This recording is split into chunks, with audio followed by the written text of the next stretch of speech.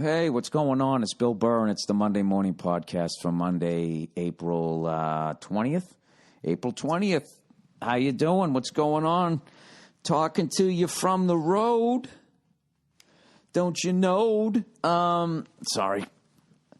I'm in the middle of nowhere, man. I'm in fucking Chattanooga, Tennessee, and I haven't seen shit. I haven't seen shit here yet. I ain't seen shit here yet. I'm in the middle of the Southern tour here. Traveling on the bus, fueling up next to truckers. It's a whole other world, man. Whole other world, those truck drivers, you know? But you know what? I only saw one real fat one. I saw one fatty. You know, one big guy was just like, dude, you need to start jogging some laps around your truck, man. That's got to be the hardest fucking job to stay in shape. Holy shit. So one guy is fucking sitting there. He's got a dog in there. You know, how the fuck do you make any time when you got a dog? I mean, you got to fucking pull over every couple hours, right? Well, I guess you got to get gas anyways. I think got to take a shit, you know? It's like you can just fucking pull it over. It's a goddamn 18-wheeler. Oh, an 18-wheeler. All right, anyway, so we're on the Southern tour here. We did Savannah the first night, and just a great crowd, beautiful city, and you know, the usual shit. We go up, me and fucking Lawhead, we flew out on the 17th because we're coming from the West Coast, and we show up. You know, we don't have a vehicle. We're staying out by the airport, so we're nowhere near downtown Savannah. I didn't see anything in Savannah. I didn't see Old Town. I didn't see shit. I always wanted to go there. I never even got to it because we were staying way out by the airport, and the bus hadn't shown up yet, right? So we say to the lady downstairs, right? First of all, they fucking check in. She takes my driver's license and, as always, just starts typing shit in. I go, what are you doing? She goes, I'm typing in your home address. And it's just like, for what? Well, just in case you leave something. Well, if I leave something of value, I'll call you guys. I'll notice, and then I'll call you guys. And then you guys, of course, will say you couldn't find it because it was of value. The housekeeper that you're not paying shit is going to keep it. There's no reason for you to fucking take my home address. You're just going to sell it to somebody else and make a little bit of money. So today I went to go check in the hotel, and she takes my fucking driver's license. She goes, type in. I said, what are you doing? She goes, I'm typing in your home address. I go, I don't want you to do that.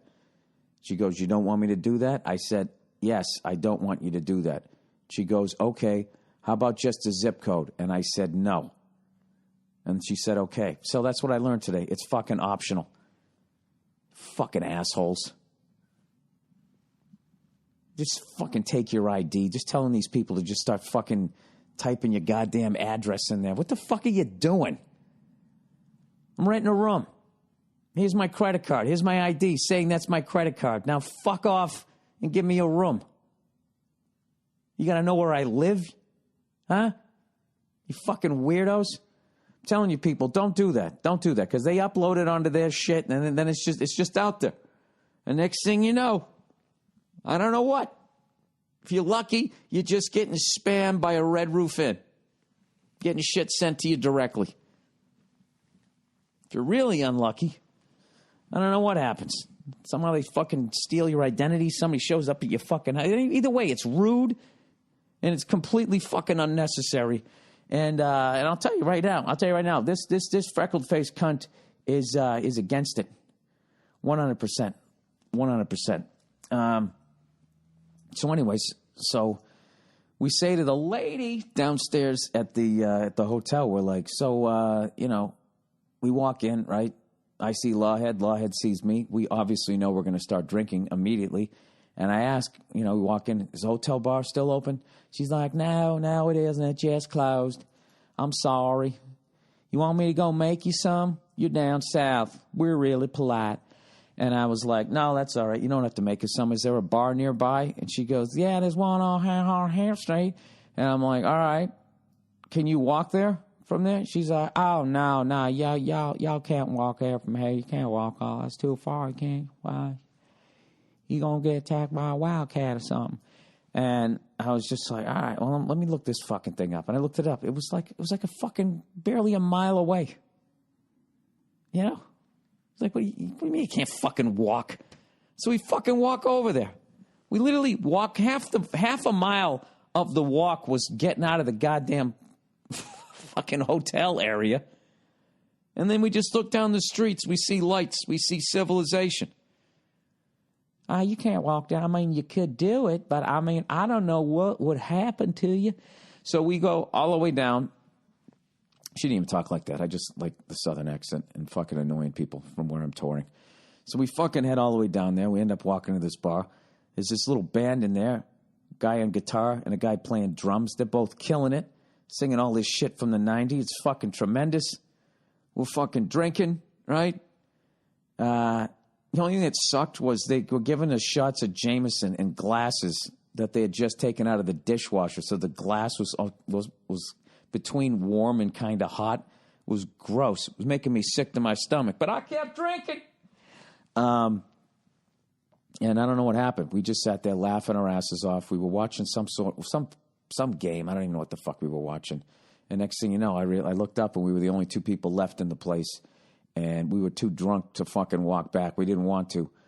So the dude at the bar, this gay dude who was wearing a kilt for whatever fucking reason, I think because it was an Irish bar, he gave us a ride home.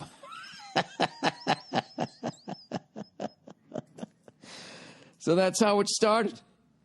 He was a great guy. He came walking over, and he just took our fucking beers, put them in paper cups, and he just let us drink it that last little mile on the way home.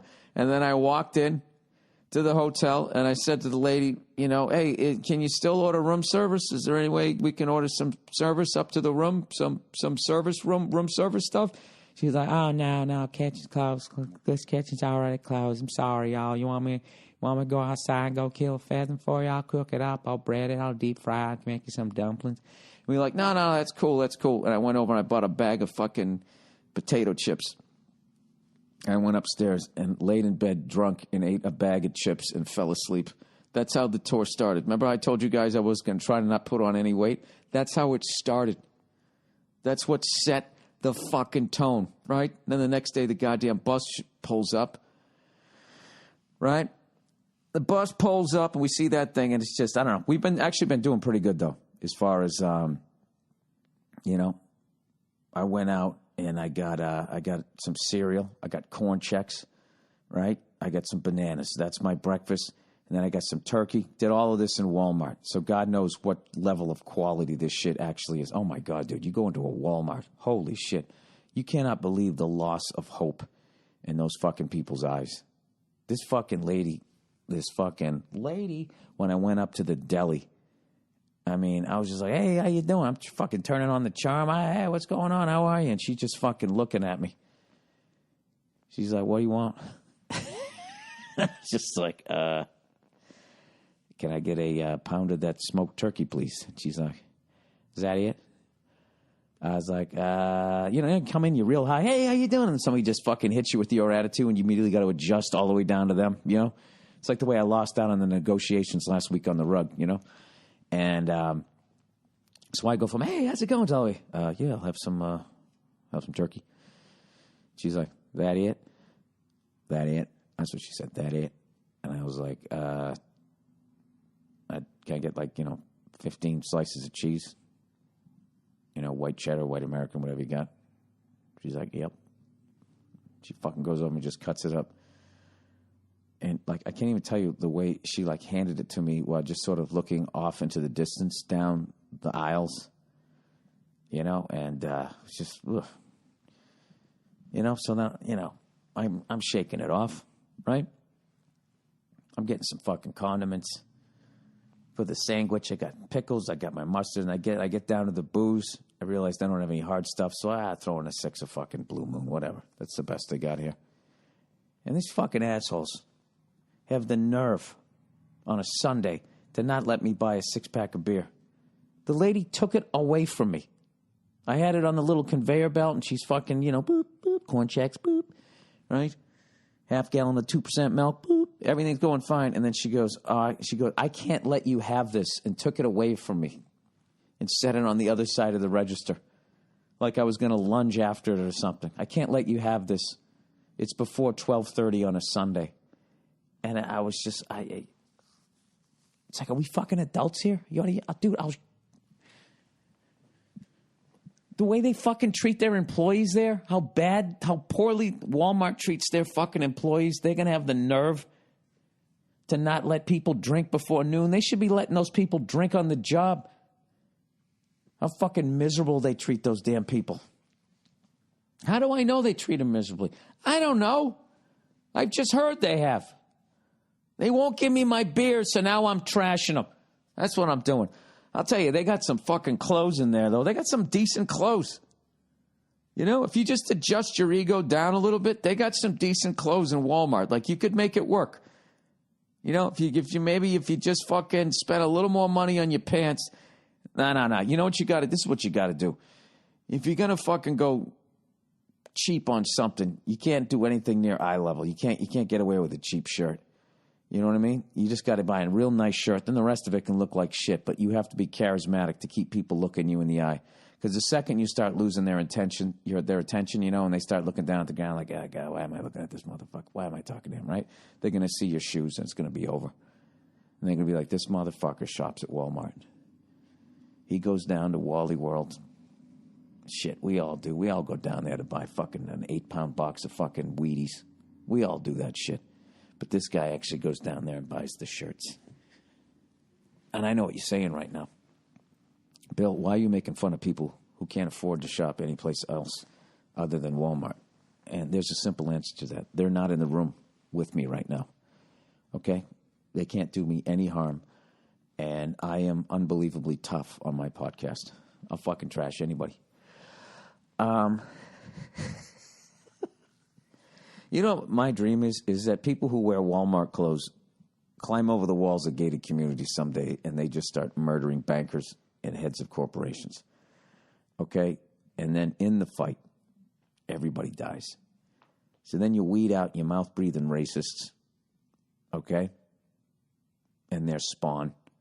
And then you get rid of the guys up top. And then what you got in the middle is a bunch of regular fucking people who don't want to get fucked with. They're willing to get up, go down the street, you know, sell some apples, come home, right?